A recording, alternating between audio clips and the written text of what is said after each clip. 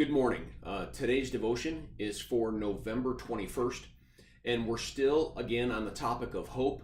And the title for today's devotion is We Live in a World That Can Provide No Hope. And our verse is from Ephesians chapter 2.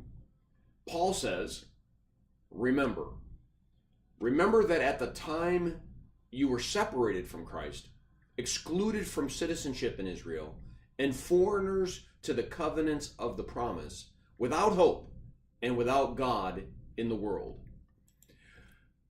That you were without hope because you were without God in the world. When I read this verse, I couldn't help but think of our society, who over the last several decades has done everything in its power to push God, or the idea of God, further and further and further out. Well, I wonder if we ever anticipated, ever thought about, what would a world look like with no God? So let's just say God doesn't exist. Let's just say that we're all here by random chance. There is no purpose for our lives.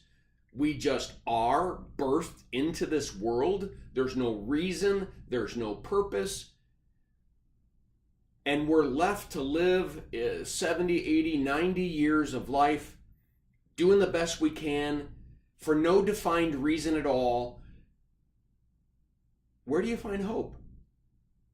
I mean, maybe you could muster up some kind of idea that maybe there's some kind of karma that exists, but even that is not fair to add to a random process of just random, meaningless existence.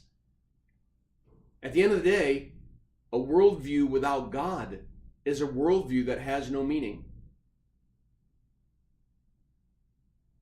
This world cannot offer hope. But let's reverse the whole thing. Let's reverse the whole thing and look at the verse again. If we add hope to the world, then we're connected to the covenants of promise. And if we're connected to the covenants of promise, then we are now citizens of God's kingdom. And if we're citizens of God's kingdom, then we are no longer separated from Christ, but we are one with Him. Look at how it all rolls back again. And if we are connected to Jesus Christ, then we are connected to all the promises that Jesus Christ affords for us. Not just eternal life, but the benefits of the kingdom, God's provision, God's promise that He makes all things work to the good for those who love Him. All of these hopes and certainties come flooding in simply because we've allowed God to exist. Well, I encourage you to read the devotion that's attached, and I pray that this devotion is a blessing to you. Have a firmly rooted day.